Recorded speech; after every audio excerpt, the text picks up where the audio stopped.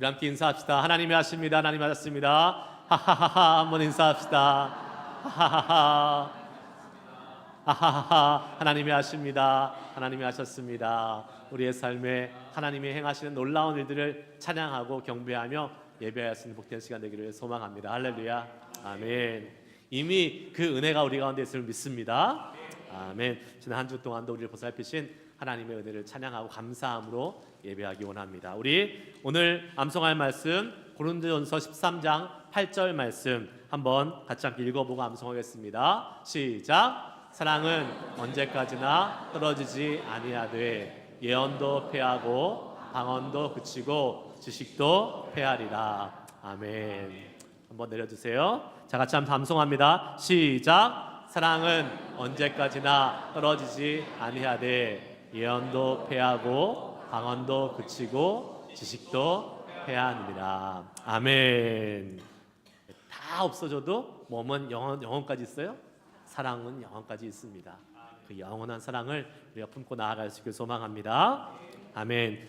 이번 주 암송 말씀 너무나 쉽죠? 너무 짧죠? 한번 읽습니다. 13장 9절 말씀 시작. 우리는 부분적으로 알고 부분적으로 예언하니. 아멘. 우리가 아는 것, 우리가 예언하는 것, 우리가 받은 은사들 다 부분적인 것에 불과합니다. 그러나 온전한 것이 있어요. 뭐죠?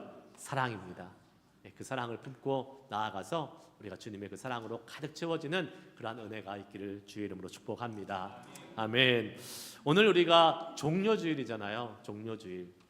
예수님 십자가에 달리시기 위해서 예루살렘에 들어가실 때에 호산나 호산나 외치면서 정말 예수님을 맞이했던 그 유대인들의 모습 우리가 눈에 선하게 생각해 볼 수 있습니다.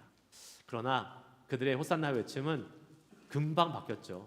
얼마 지나지 않아서 며칠 지나지 않아서 예수를 십자가에 못 박으라 라고 바뀐 어떻게 보면 자신의 그러한 소망과 자신의 욕심을 이루기 위한 호산나였다면 오늘 우리가 예배하는 우리들의 호산나는 정말 주님을 향한 진정한 마음으로 주님만이 왕이십니다. 주님 우리를 구원하신 분이십니다 라고 주님을 높여드리는 그러한 호산나의 찬양이 될 수 있기를 주의 이름으로 축복합니다. 아멘. 아멘. 오늘 같이 함께 은혜 받은 하나님의 말씀 제목을 한번 따라해 볼까요? 영적 예배.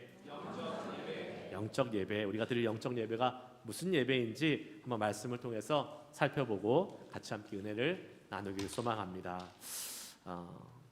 여러분, 우리는 하나님이 원하시는 거룩한 삶을 살고 싶은 그러한 소망이 있습니다. 아멘이시죠? 아멘이 그것밖에 안 돼요? 하나님이 원하시는 거룩한 삶 살고 싶은 소망이 있으십니까? 아멘. 그렇습니다. 그런데 우리가 살아가는 이 세상은 아이러니하게도 거룩한 곳이 아니죠. 그래서 우리 그리스도인들에게 필요한 것은 거룩하지 않은 세상에서 어떻게 해요? 거룩을 살아내야 되는 사명이 있습니다. 세상으로부터 분리되지 않으면서 그곳에 선한 영향력을 주면서 살아가는 거룩한 삶, 그것이 바로 하나님이 우리에게 원하시는 삶이다라는 것을 우리는 부인할 수 없을 것이에요. 그런데 참 그게 쉽지 않죠. 네, 어쩌면 참 어려운 일이다라고 생각되기 쉽습니다. 제가요 대학생 때 이제 대학 신입생을 다 입학하고 대학에 들어가니까 고등학교 때 경험하지 못했던 그런 세상의 문화를 대학생 때 처음에 경험하게 됩니다. 이제 환영회도 하고 그 환영회들이 다 무슨 자리죠? 술자리입니다. 술자리가 계속 되는 거예요. 그런데 제가 만난 제 선배가 한 분 계셨습니다. 근데 그 선배는 그 술자리에 참 열심히 참여하고 계시는 분이셨어요. 그런데 그분이 안타깝게도 크리스찬이셨습니다. 네, 교회 열심히 다니는 분이셨는데 그 회식하고 술자리 환영회 하는 데마다 참석하여서 열심히 술 마시면서 또 그 시간을 즐기고 계셨습니다. 그런데 여러분, 그분은 나름대로 이유가 있었습니다. 술자리에 꺼리낌 없이 가면서 술자리를 즐기는 이유가 있었는데 그분의 주장은 이래요. 그 자리에 같이 가야지 사람들도 만날 수 있고 친해지고 전도할 수 있는 기회가 생기지 않겠느냐, 그런 논리였습니다. 여러분 어떻게 생각하십니까? 그럴싸한 논리입니까? 동의할 수 있는 논리입니까? 여러분, 그렇죠. 우리 크리스찬들이 세상을 완전히 등질 수도 없고, 그렇다고 해서 완전히 동화될 수도 없는 것이 우리 크리스찬들의 딜레마 아니겠습니까? 그런데 오늘 본문 말씀은 뭐라고 얘기하고 있어요? 분명히 우리에게 이렇게 말씀하고 있습니다. 이 세상을 본받지 말라라고 말씀하고 있습니다. 할렐루야. 예, 너희는 이 세대를 본받지 말라라고 말씀하고 있어요. 과연 우리는 어떻게 이 세상에서 살면서 이 세상을 본받지 말고 오히려 반대로 이 세상을 변화시키는 크리스찬으로 살 수 있을까? 오늘 말씀을 통해서 우리가 한번 살펴보기 원합니다. 우리 지금 로마서 12장 읽었어요. 예전에 제가 로마서 한번 강의하면 설명할 때에 로마서 1장부터 11장까지는 복음에 대한 이 복음의 설명, 율법이 아닌 믿음으로 구원받는다는 이 복음에 대한 설명을 한 것이라면 12장부터 나머지까지는 크리스찬의 실제적인 삶에 대해서 이야기하고 있다고 말씀드린 적이 있습니다. 자, 그 12장 크리스찬의 실질적인 삶을 처음으로 여는 것이 바로 예배에 관한 부분입니다. 그 특별히 영적인 예배가 무엇인지에 대해서 설명해 주는 이 말씀을 통해서 우리가 은혜를 같이 함께 살펴보고 나누기 원합니다. 자, 첫 번째 오늘 같이 함께 살펴볼 교훈은 한번 따라해 볼까요? 영적 예배는 하나님의 자비의 은혜로부터 시작합니다. 자, 오늘 1절 말씀 한번 같이 다시 한번 읽어보도록 하겠습니다. 읽습니다. 시작. 그러므로 형제들아, 내가 하나님의 모든 자비하심으로 너희를 권하노니 너희 몸을 하나님이 기뻐하시는 거룩한 산제물로 드리라. 이는 너희가 드릴 영적 예배니라. 아멘. 여러분, 여기서 지금 이 영적 예배를 권면하는 주체가 누구죠? 주인공이? 누가 이 로마서를 쓰고 있어요? 바울이 쓰고 있지 않습니까? 바울이 누구에게? 로마에 있는 그리스도인들에게 지금 권면하면서 쓰는 내용, 이 바로 로마서 말씀입니다. 하나님의 모든 자비하심으로 권면한다라고 말하고 있습니다. 여기서 자비하심은 뭘 얘기할까요? 긍휼을 이야기합니다. 긍휼. 모든 긍휼로 지금 편지를 쓰고 있다는 말이지요. 바울이 지금 예배에 대해서 권면하면서 긍휼을 먼저 말하고 있다는 것이 참 큰 의미가 있다고 볼 수 있습니다. 여러분, 기독교에 있어서 가장 큰 자비, 가장 큰 긍휼은 무엇이라고 생각하세요, 여러분? 십자가 아니겠습니까? 십자가입니다. 십자가에서 예수님께서 자기 몸을 내어주시면서까지 용서하시고 자비와 긍휼을 베풀어 주신 것이 그 가장 큰 증거라고 이야기할 수 있습니다. 여러분, 그러므로 우리의 모든 믿음의 기초, 우리의 신앙생활의 기초는 바로 우리 하나님의 이 자비하심에 있어야 될 줄 믿습니다. 여러분, 우리가 무엇인가를 권하고요, 설득할 때 지금 바울이 지금 권하고 있잖아요. 로마에 있는 크리스찬들에게 권면하고 있습니다. 그런데 이렇게 내 주장을 내세우고 상대방을 설득할 때 우리는 어떻게 합니까? 어떻게 해서든지 이기려고 하고 내가 갖고 있는 근거와 논리를 막 주장해서 관철시키려고 합니다. 그런데 오늘 바울은요, 그렇게 하지 않고 어떻게 권한다고 말씀하고 있어요? 하나님의 뭐로? 자비하심으로 권한다라고 말하고 있습니다. 여러분, 이것이 기독교의 특징입니다. 이것이 기독교의 힘입니다. 기독교는 다른 사람을 짓밟고 이기는 종교가 아니에요. 자비와 긍휼로 대하는 종교임을 믿습니다. 이것이 복음의 힘이요, 우리 기독교가 가지고 있는 능력인 것이에요. 제가 예전에 오래전에 사역할 때에 한번 이런 일이 있었어요. 찬양 사역을 하는데 찬양을 이렇게 이제 예배 전에 준비하고 나왔는데요. 어떤 교회의 중직이신 안수 집사님께서 저한테 오셔가지고 막 화를 내시는 거예요. 갑자기 막 아무 이유 없이 화를 막 내세요. 그러면서 언성을 막 높이고 막 화를 내는데 그 이유가 나중에 살펴보니까 왜 자기 아들은 찬양팀에 세워주지 않느냐는 거였어요. 네. 왜 자기 아들은 찬양팀에 세우지 않느냐고 계속 화를 내시는 거예요. 근데 저한테 부탁한 적도 없어요. 찬양팀에 세워달라고 부탁한 적도 없고 그 아들이 저한테 와서 얘기한 적도 없고 자초지종 설명도 없이 그냥 막무가내로 화를 내시니까 제가 너무 황당한 그러한 경우가 있었습니다. 여러분도 그러한 경우 있지 않습니까? 갑자기 막 아무 이유 없이 나한테 화를 내거나 나를 막 무시하거나 나에게 막 그냥 언성을 높이는 사람들, 그러한 사람들 경우들이 종종 있습니다. 왜 갑자기 화를 냈을까? 제가 막 너무나도 궁금했고, 궁금하기보다는 화가 났습니다. 그래서 그날 주일 하루 종일 제가 예배도 제대로 못 드리고, 그리고 나서 막 화가 난 상태로 하루가 이렇게 지나고 있는데, 다음날 제가 새벽기도 가서 기도하는데 하나님이 제 마음에 그러한 말씀을 해주셨습니다. 도저히 이해되지 않는 이 상황 속에서 하나님이 저에게 그 집사님을 불쌍히 좀 여겨라 라는 그러한 마음을 허락해 주셨어요. 얼마나 힘든 일이 있었으면, 얼마나 그 마음이 어려웠으면 제게 화를 냈을까. 그 하나님의 불쌍히 여기라는 그 마음을 주시고 그 마음이 제게 임해서 제가 마음을 움직이고 나니까 오히려 제가 그 전날 주일날 그러한 수모와 그런 황당한 일을 당할 때 제가 받아치지 않고 그냥 그것을 당한 것이 오히려 얼마나 감사하게 느꼈는지 모릅니다. 그리고 다음 주일날 만나가지고요, 물론 어색함이 있었죠.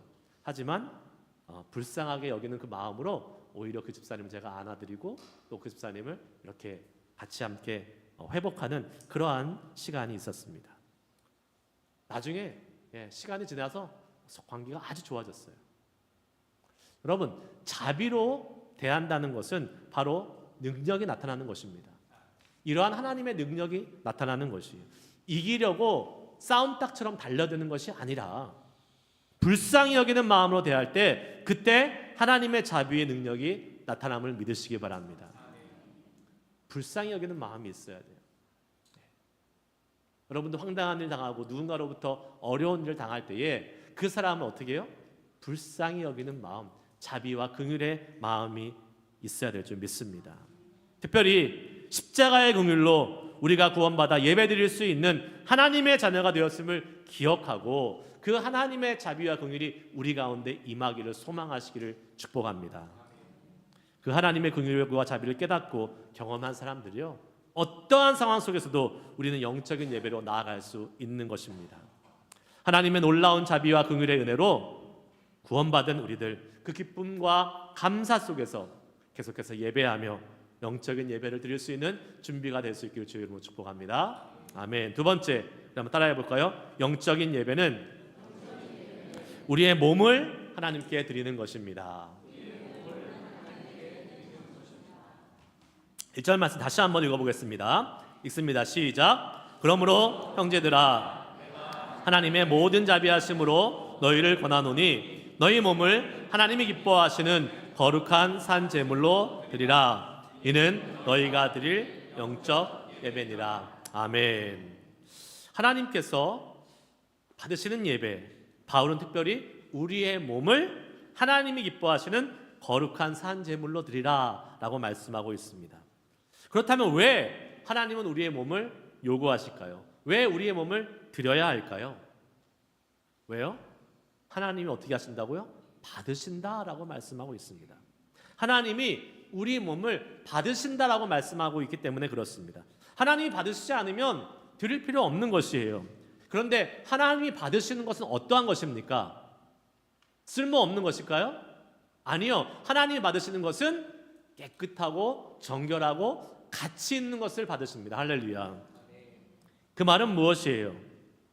하나님이 우리에게 요구하시는 우리의 몸은 더 이상 죄 가운데 있는 썩어질 존재가 아니라 예수 그리스도를 통해서 깨끗하게 된 존재임을 알려주고 있는 것입니다.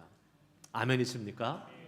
하나님이 받으시는 것은 하나님이요, 더러운 것, 부정한 것 받지 않으셨습니다. 하나님이 받으시는 제물은 뭐예요?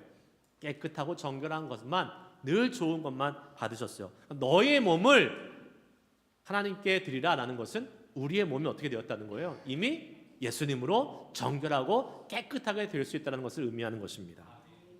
자, 여기서 몸은 두 가지 의미로 해석할 수 있을 거예요. 첫 번째, 말 그대로 우리의 몸, 육신입니다. 우리의 육신이에요.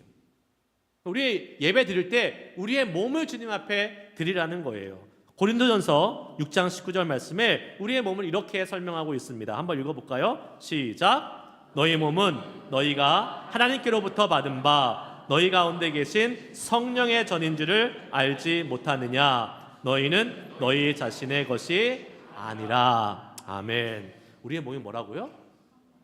성령님이 거하시는 성령의 전이다, 하나님의 전이다 라고 말하고 있습니다. 성령님께서 계시는 곳이기 때문에 우리의 몸이 어떻게 된다고요? 거룩해야 된다는 것을 말씀하고 있어요. 하나님이 함께 하시는 성전이고 하나님이 제사 받으시는 거룩한 장소가 되어야 되는 것이지요. 몸이 더 이상 우리의 것이 아니라 하나님께서 예수 그리스도의 피로 값주어 사신 그러한 것임을 믿으시길 바랍니다. 헬라 시대에는요, 이 육체를 저급한 것으로 생각했어요. 그래서 육체는 하찮게 여기고 함부로 여겼었습니다. 영적인 것만 가치 있다고 생각했어요. 그러나 예수 믿는 우리들은 우리의 몸을 귀하게 여겨야 됩니다. 몸이 하찮고 저급한 것이라서 마음대로 막 육신의 그런 정욕대로 살아가는 것이 아니라 우리의 몸을 하나님이 받으실 제물로 생각한다면 우리는 우리의 몸을 함부로 할 수 없는 것입니다. 하나님의 자비하심으로 우리를 구원하시고 영화롭게 하시는 것은 우리의 영혼뿐만이 아닙니다. 하나님께서 우리의 몸도 우리의 육신도 구원하시고 영화롭게 깨끗하게 하심을 믿으시길 바랍니다. 아멘. 그렇게 아니하셨으면 몸을 하나님께 드릴 수 없는 것이에요. 하나님이 우리의 몸도 깨끗하게 하셨기 때문에 내 영혼뿐만 아니라 우리의 몸도 구원받은 것임을 믿으시길 바랍니다. 제가 말씀을 시작하면서 술에 대해서 일화를 말씀드렸지만 종종 우리 예수 믿는 우리 사람들 중에서 이 술과 담배 문제 때문에 고민하시는 분들 많이 계신 것 같습니다. 그런 분들이 이제 말씀하시는 것이, 주장하시는 것이 그런 거죠. 성경에 어디 술 마시지 말라라는 말이 있습니까? 술 취하지 말라라는 말은 있지만 술 마시지 말라는 말은 없지 않습니까? 담배 피지 말라는 말은 없지 않습니까? 그러면서 자신의 그런 행위를 정당화하려고 하는 분이 계십니다. 맞죠? 그렇게 꼭 집어서 나오지는 않습니다. 성경에 술 취하지 말라고 했지 술 마시지 말라고는 나와 있지 않고 성경에 담배 피지 말라는 말 아예 언급조차 없지 않습니까? 여러분? 그럼 우리 어떻게 해야 됩니까? 어떻게 해야 돼요, 우리? 성경이 우리의 사는 삶의 모든 행위들을 다 일일이 기록하고 있지 않잖아요. 예전에 한번 나눴지만 여기에 대한 지혜로운 답변이 하나 있습니다. 뭘까요? 만약에 우리가 무엇을 먹든지 무엇을 행하든지 우리가 기도하고 감사함으로 할 수 있다면 해도 되는 겁니다. 여러분, 술 마시기 전에 하나님, 나에게 이 술을 주셔서 감사합니다. 이 술 먹고 하나님의 영광을 위해서 살겠습니다. 이렇게 기도할 수 있다면 술 마셔도 될 것입니다. 아니에요. 우리 그렇게 할 수 없습니다. 담배 피기 전에 하나님, 오늘도 한 대 피고 주님의 영광을 드러내겠습니다. 이렇게 하실 수 있다면 피시기 바랍니다. 그러나 그렇게 할 수 없는 것이죠. 여러분, 술을 마시느냐 담배를 피느냐가 중요한 것이 아니라 우리가 하는 어떠한 행위든지 간에 그 행위를 통해서 과연 하나님이 영광을 받으시는가, 하나님의 높임을 받으시는가, 하나님이 기뻐하시는 일인가, 그것이 중요한 것이죠. 여러분, 내가 술 취해서 몸도 가누지 못하고 정상적인 이성적인 생각을 하지 못하는 그러한 상태에서 우리는 과연 하나님께 영광을 돌릴 수 있을까요? 없죠. 그럴 수 없습니다. 믿지 않는 사람들도 몸에 해롭다고 피지 않는 담배를 우리가 피고 있다면 과연 그것이 하나님이 기뻐하는 일이 될까요? 결코 그렇지 않을 것입니다. 저는 하나님께서 그렇게 술과 담배를 통해서 아니면 우리의 몸을 해하게 하는 그런 것을 하는 것이 과연 하나님의 위대한 목적이 있지 않다라고 생각을 합니다. 우리의 몸에 해롭고 또 덕이 되지 않는 것 하지 않으면서 우리의 몸을 거룩하게 지켜나는 것이 필요할 것입니다. 왜요? 우리는 우리의 몸을 주님께 제물로 드리는 영적 예배를 드리는 자들이기 때문입니다. 할렐루야. 아멘. 두 번째, 몸에 대한 다른 해석은요, 우리의 몸을 우리의 삶, 우리의 인생으로 해석할 수 있는 것이에요. 너의 몸을 하나님이 기뻐하시는 거룩한 산 제물로 드리라는 것은 우리의 몸이 계속 유지되고 있는 우리의 인생, 우리의 삶을 주님께 드리라는 것이죠. 즉 우리 몸을 움직이면서 하는 모든 일, 모든 시간, 모든 영역, 삶의 영역을 의미한다라고 말씀할 수 있는 것이죠. 삶의 총체적인 표현을 다 말하고 있는 것입니다. 여러분, 이런 우리의 삶 전체를 산제사로 드리라고 말씀하고 있어요. 그 말은 무엇일까요? 우리가 살아가는 모든 시간 아주 시시콜콜한 삶의 문제로부터 정말 중요한 삶의 문제까지 하나도 빠짐없이 다 포함하는 것입니다. 무엇이에요? 우리가 말하는 것, 행동하는 것, 밥 먹는 것, 회사 다니는 것, 가정에서 자녀들과 시간을 보내는 것, 개 데리고 산책하는 것, 가족들과 같이 함께 나들이 가는 이 모든 우리의 삶이 어떻게 해요? 주님께 영광을 돌리는 영적 예배가 되어야 된다는 것을 말씀하고 있는 것이죠. 구약시대에는 제물을 드릴 때 어떤 제물을 드렸습니까? 제물을 죽여서 드렸지요. 깨끗하고 거룩한 제물을 가져와서 제물을 죽인 다음에 하나님께 제사를 드렸습니다. 네, 그 제물을 각을 뜨고요, 불을 태워서 하나님께 올려드렸습니다. 그 죽은 제물이 인간의 죄를 대신해서 하나님께 드려졌었지요. 그러나 지금 우리 신약시대에 사는 우리들은 예수님의 십자가의 희생으로 말미암아 더 이상 죽은 제물을 드리지 않습니다. 예수님께서 단번에 영원한 제물이 되어주셔서 십자가에서 우리의 죄를 사해 주셨기 때문에 이제 더 이상 우리는 우리의 죄를 사하기 위한 제물을 죽일 필요가 없는 것이지요. 자, 그러면 사도 바울은 이제 그런 제물을 죽이지 말고 어떻게 하라고 말씀하고 있습니까? 우리 그리스도인들에게 어떻게 하라고요? 이제는 우리의 몸을 거룩한 산 제물로 드리라라고 말씀하고 있습니다. 자, 무엇을 말하는 거예요? 방금 말씀드린 대로 우리의 몸은 우리의 삶 전체, 우리의 인생 전체를 의미합니다. 우리가 살아가면서 우리의 삶을 살아갈 때에 그 삶을 하나님께 드려야 된다고 말씀하고 있는 것이죠. 그리고 그렇게 하는 것이 영적인 예배라고 오늘 말씀은 증거해주고 있습니다.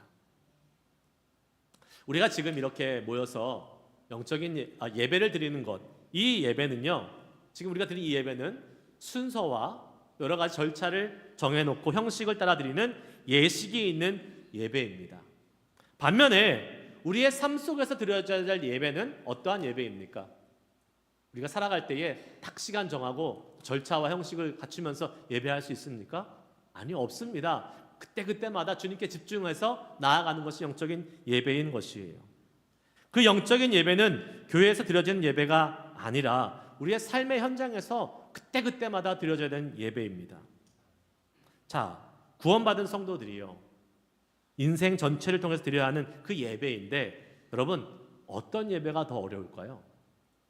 이렇게 모여서 드리는 형식에 맞춘 이 예식을 차린 이러한 예배가 어려울까요? 아니면 우리의 삶으로 드리는 예배가 어려울까요? 말 하나 마나 삶으로 드리는 예배가 훨씬 어렵습니다. 여러분, 우리의 삶으로 드리는 예배가 훨씬 어려워요.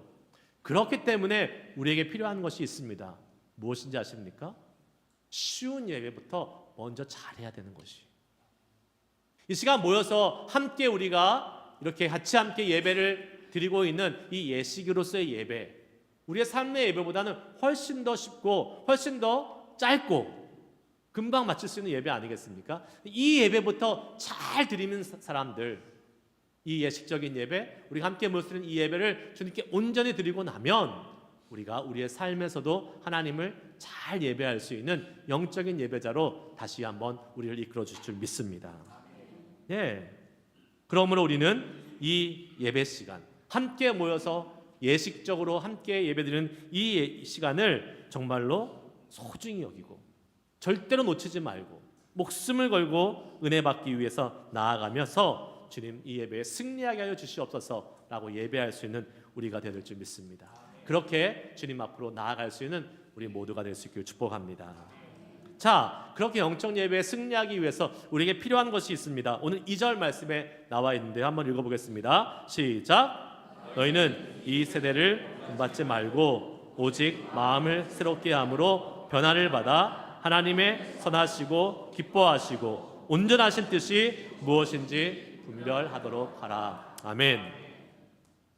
영적 예배를 잘 드리는 삶이 되기 위해서 우리에게 필요한 것이 지금 정확하게 나와 있습니다. 첫 번째 뭐가 나오냐면 너희는 이 세대를 본받지 말라라는 것입니다. 세대란 무엇을 말할까요?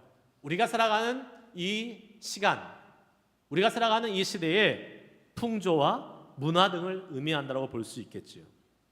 우리는 우리가 살아가는 세대의 영향을 교묘하게 많이 받고 있습니다. 받고 싶지 않아도, 본받고 싶지 않아도 나도 모르는 사이에 어느 순간 이 세대의 문화와 이 세대의 여러 가지 풍조에 우리도 모르게 사로잡히는 것을 보게 되는 것이지요. 요즘같이 미디어가 발달되고 핸드폰 손에 들고 있으면서 언제든지 무엇을 볼 수 있는 그러한 상황에 있는 우리들, 여러분, 우리가 미디어를 통해서 우리의 생각과 우리의 마음이 얼마나 많은 영향을 받고 있는지 모릅니다. 그렇지 않습니까, 여러분? 한국에 보세요. 한국에 몇 년 전부터 완전히 한국이 이분화됐지 않습니까?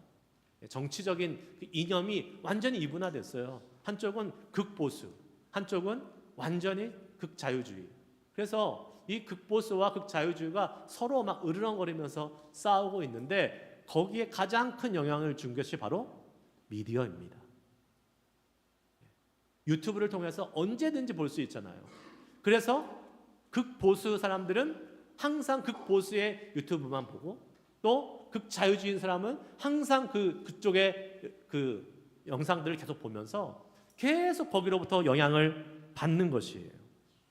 나중에는요 어떻게 되냐면 자신의 그러한 그 신념과 생각에 따라서만 움직입니다. 실질적으로는 어떠한 팩트, 사실은 중요하지 않아요. 그냥 생각과 신념, 자기 속에 들어오는 그 인풋만 가지고 계속 주장하며 살아가게 되는 것이지요. 여러분, 우리가 살아가는 이 세상에서 세상 것을 받아들인다는 것은 이것과 아주 비슷합니다. 어떻게 해요? 나도 모르는 사이에 세상의 미디어의 영향을 통해서 내 생각과 내 신념이 나도 모르는 사이에 세상을 본받으며 나아갈 수 있다는 거예요. 그것을 우리는 아주 영적으로 심각하게 경계해야 됩니다. 우리가 세상의 영향력을 받지 않으려면 적어도 어떻게 해야 될까요? 그러한 영향력을 주는 것으로부터 우리를 지켜 나갈 수 있어야 될 줄 믿습니다. 여러분, 특별히 우리가 이제 고난주간 보내면서 특별히 우리의 영혼을 지켜나가길 소망합니다. 우리에게 영향을 주는 그러한 세상의 미디어나 그러한 여러 가지 문화들을 차단하고 막기 위해서 우리가 특별히 노력해야 될 줄 믿습니다. 두 번째, 영적인 예배를 잘 드리기 위해서 우리에게 필요한 것은 우리의 마음을 새롭게 해야 된다는 것입니다. 우리의 마음을 새롭게 해야 돼요. 이 세대를 본받지 말고 오직 마음을 새롭게 함으로 변화를 받으라 라고 말씀하고 있는 것입니다. 스티븐 매트카트라는 영국의 한 영국인 선교사님이 계십니다. 이 선교사님은요 영국 사람이지만 중국에서 태어났습니다. 그리고 2차 세계대전 당시에 10대의 어린 나이에 일본군 포로 수용소에 붙잡혀서 많은 고생을 했다고 합니다. 그는 일본군의 아주 심한 혐오스러운 그러한 행위들을 보면서 일본 사람들을 증오하기 시작했어요. 그런데 그가 붙잡혀 있던 그 수용소에 여러분들이 잘 아는 에릭 리델이라는 선교사님이 오게 됩니다. 에릭 리델 많이 들어보셨죠? 파리 올림픽 때 주일은 뛰지 않겠다고 해서 자기의 주 종목인 100m는 뛰지 않고 기권하고 주종목도 아닌 400m에 나가서 금메달을 땄던 에릭 리델 선교사님. 이분이 금메달을 따고 중국의 선교사로 왔습니다. 그리고 그 수용소에서 이 매트카트라는 이 사람을 만나게 되죠. 일본에 대한 증오가 있을 때에 이 리델 선교사님이 이분과 함께 수용소에서 성경 공부를 하다가 원수를 사랑하라 라는 이 하나님의 말씀에 대해서 둘이 논쟁이 붙었어요. 매트카트라는 이 사람은 절대로 일본군을 사랑할 수 없다. 그러나 리델 선교사님은 그래도 사랑해야 된다. 하나님의 말씀이니까 사랑해야 된다. 리델 선교사님이 이 매트카트에게 일본인을 사랑하고 기도합시다라고 권하자 결국에는 이 사람이 순종하는 마음으로 기도하기 시작했습니다. 그러다가 마음이 뒤집어졌어요. 마음이 완전히 바뀌었어요. 하나님의 사랑이 임했고 하나님의 긍휼이 임해서 일본 사람들에 대한 증오가 완전히 사라졌어요. 그 마음이 새롭게 되니까 어떻게 됐는지 아십니까? 전쟁이 끝나고 나서 그는 일본 선교사로 가서 일본에서 복음을 전하면서 많은 열매를 맺었다고 합니다. 마음이 변화되고 그러면 그의 삶이 변화되는 것이고 그의 삶을 통해서 어떻게 해요? 일본 선교사로 위대하게 헌신하는 놀라운 일이 벌어졌던 것이죠. 여러분, 마음을 새롭게 하는 것 중요합니다. 잠언 말씀에도 무릇 지킬 만한 것보다 뭘 지키라고요? 너의 마음을 지키라. 거기서 뭐가 나와요? 생명의 근원이 나온다고 말씀하고 있습니다. 여러분, 우리가 영적 예배를 드리고 싶다면, 영적인 예배자가 되고 싶다면 우리의 마음이 먼저 주님 앞에서 새로워야 될 점을 믿습니다. 네, 주님, 우리의 마음을 새롭게 하여 주시옵소서. 언제나 우리의 마음을 주님의 그러한 사랑으로, 주님의 자비로 새롭게 하여 주셔서 우리가 드리는 예배가 하나님을 기쁘시게 하는 온전한 영적 예배로 나아가게 하여 주시옵소서. 이렇게 소망할 수 있는 우리 모두가 되기를 축복합니다. 말씀 마칩니다. 오늘 종료주일입니다. 이제 고난주간이 오늘부터 이제 시작이 되는 것이죠. 주님은 오늘 말씀을 통해서 우리에게 우리 몸으로, 삶으로 영적인 예배를 드리는 사람이 되기를 소망하시면서 권면하고 계십니다. 그러기 위해서 우리가 해야 될 게 무엇일까요? 먼저 하나님의 자비하심을 기억하는 것입니다. 하나님의 긍휼을 기억하시는 거예요.